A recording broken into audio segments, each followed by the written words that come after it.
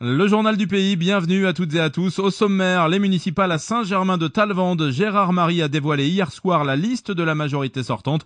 Une liste intitulée Une équipe, des projets pour les Talvendais. Il répond au passage aux critiques de la liste adverse. Les grands Talvendais auront donc le choix entre deux listes le 23 mars prochain lors du premier tour des élections municipales. Face à la liste conduite par Serge Bouvet que l'on a dévoilée lundi, il y aura celle de la majorité sortante menée par Gérard Marie, 57 ans, commercial, premier adjoint sortant, avec à ses côtés Martine Robbe, 54 ans, professeur des écoles et deuxième adjointe sortante. L'un et l'autre avaient un temps envisagé de constituer chacun leur liste, faute d'accord autour de la tête de liste. Mais un consensus avait finalement permis de réunir la majorité sortante sur une seule et même liste. Écoutez Gérard Marie. C'est une équipe de 19 personnes, dont 11 conseillers sortants, auxquels donc viennent s'ajouter 8 nouveaux, bien sûr. C'est donc 9 femmes et 10 hommes âgés de 32 à 74 ans, donc une moyenne d'âge de 51 ans que j'ai le plaisir de présenter aujourd'hui. 19 personnes très motivées, du premier au dernier, oui je dis bien même le dernier,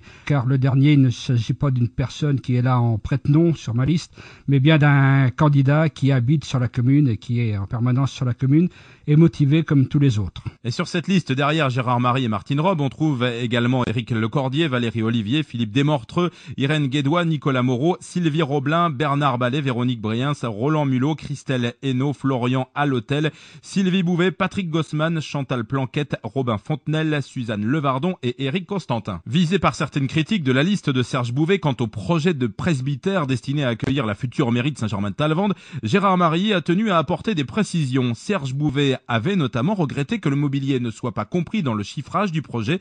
Écoutez la réponse quelque peu ironique de Gérard Marie. Autant que je sache, le personnel, secrétaire de mairie, actuellement doivent avoir, je pense, un bureau et une chaise pour travailler. Je crois pas qu'elle travaille debout ou les blocs sur les genoux.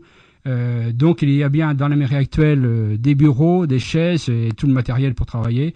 Et donc bien sûr ce matériel sera transféré dans la future mairie. Donc à moins d'un renouvellement d'une table, d'un bureau ou d'une chaise ou deux, mais il n'y a pas d'investissement de matériel à prévoir. Et alors que Serge Bouvet redoutait par ailleurs un endettement excessif causé par la majorité, Gérard Marie, président de la commission des finances communales, précise que le projet de restauration du presbytère est intégralement autofinancé et que les impôts n'ont pas été augmentés dans la commune depuis 2008.